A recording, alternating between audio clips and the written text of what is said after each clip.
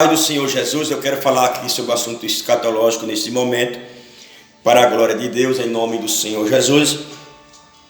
Quero falar aqui sobre o arrebatamento da igreja, escatologia bíblica, né? Que muitos pregam que o arrebatamento vai ser eminente. Eminente quer dizer uma palavra latim, quer dizer a qualquer momento, sem hora, sem momento, nas alturas, sem aviso, sem nada.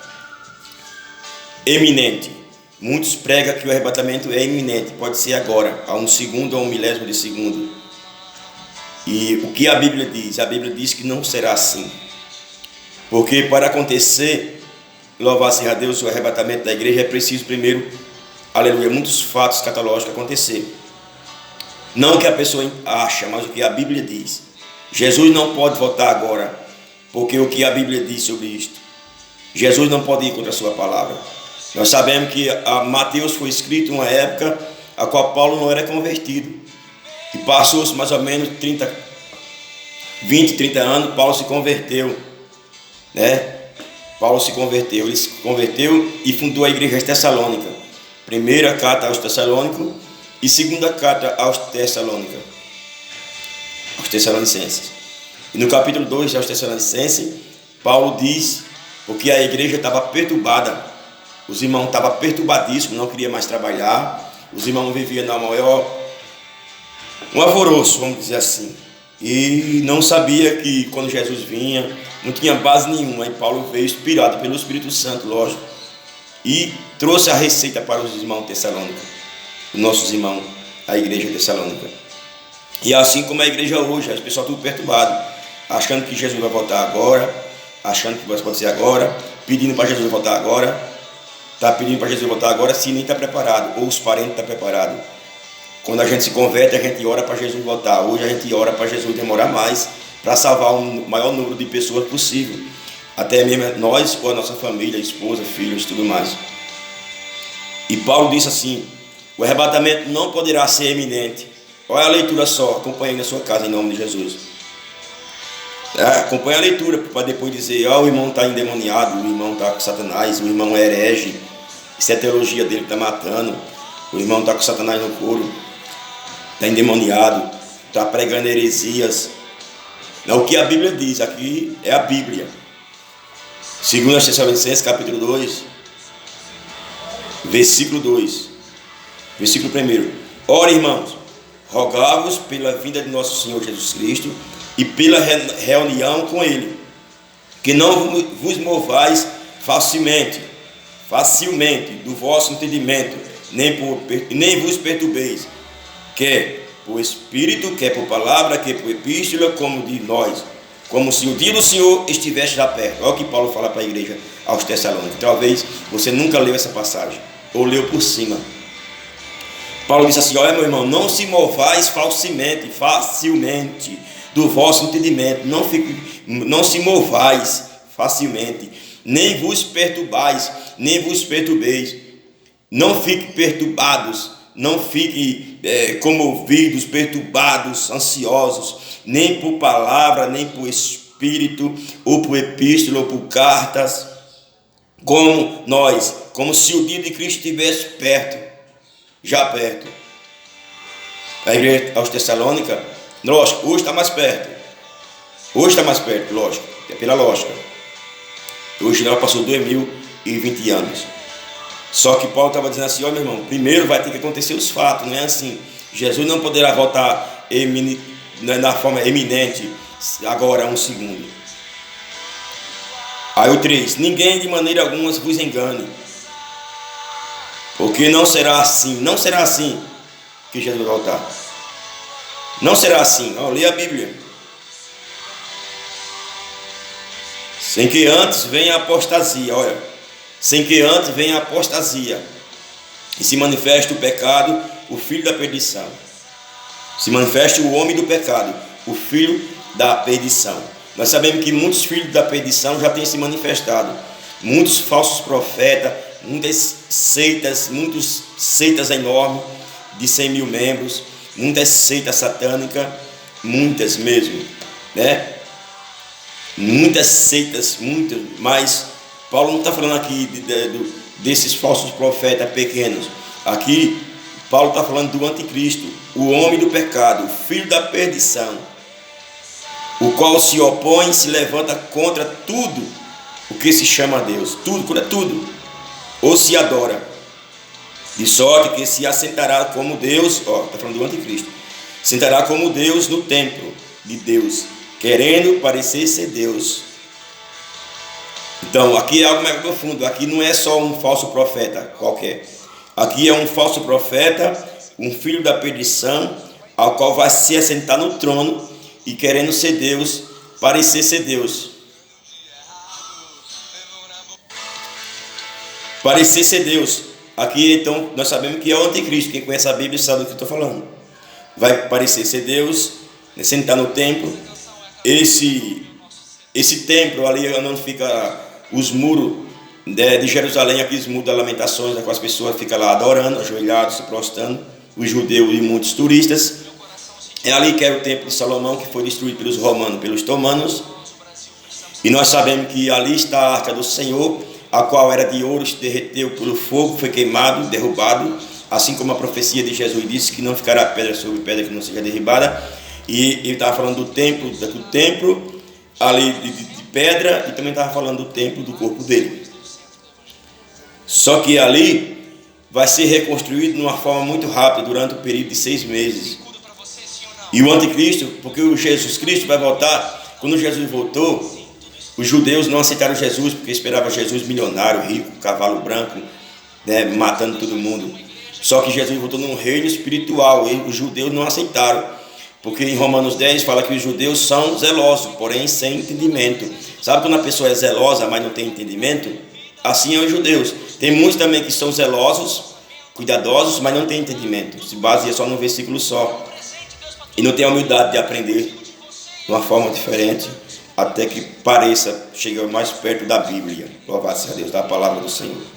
Então ali ele vai voltar dizendo o falso Messias, o falso Cristo, que é o anticristo, dizer que é Cristo, e ali ele vai fazer uma aliança com Israel, e ali vai ser adorado, vai ter o sacrifício de manhã, meio-dia, à noite e à tarde, que é de manhã, meio-dia e à tarde, como antes, e vai entrar o cavalo branco em ação, não o cavalo branco de Apocalipse, capítulo 19, que é Jesus Cristo, o cavalo branco de Apocalipse, capítulo 6, 7 e 8, por ali. Cavalo branco vai entrar em ação, que é a falsa paz, o mundo vai prosperar, vai ser uma falsa paz, vai ser prosperidade, vai ser algo tremendo. Só que acabando os 3 anos e meio, o anticristo vai mostrar quem ele é, que já enganou Israel, já fizeram aliança com ele, e ali ele vai entrar o cavalo preto em ação, o cavalo vermelho, o cavalo amarelo. O cavalo preto quer dizer a fome, o cavalo vermelho quer dizer, é um símbolo do sangue, vai ser muito sangue, muitas mortes. E o cavalo amarelo, as doenças, semelhante ao coronavírus e outras doenças, AIDS, lepra na época que não tinha cura. Então, cada cavalo tem um símbolo. O cavalo branco é a falsa paz. Louvado seja o Senhor. E o que acontece?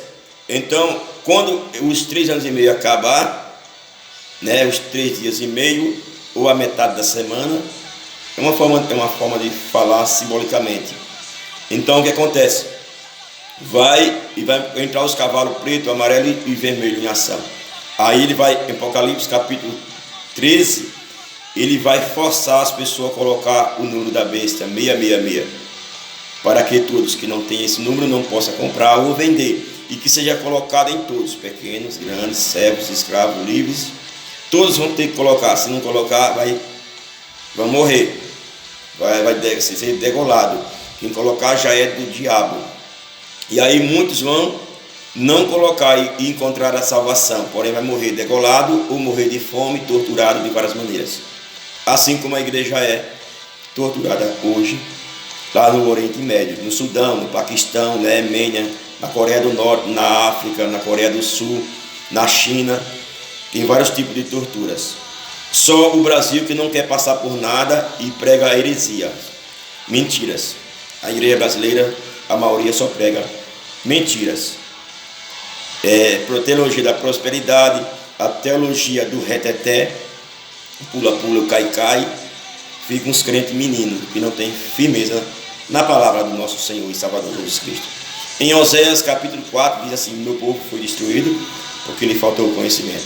Quem tem conhecimento não é destruído, não é enganado por ninguém. E aqui o versículo 5 diz assim: não vos lembrais de que estas coisas vos dizia quando estava convosco, e agora vos sabeis que o detém, para que a seu próprio tempo seja manifestado.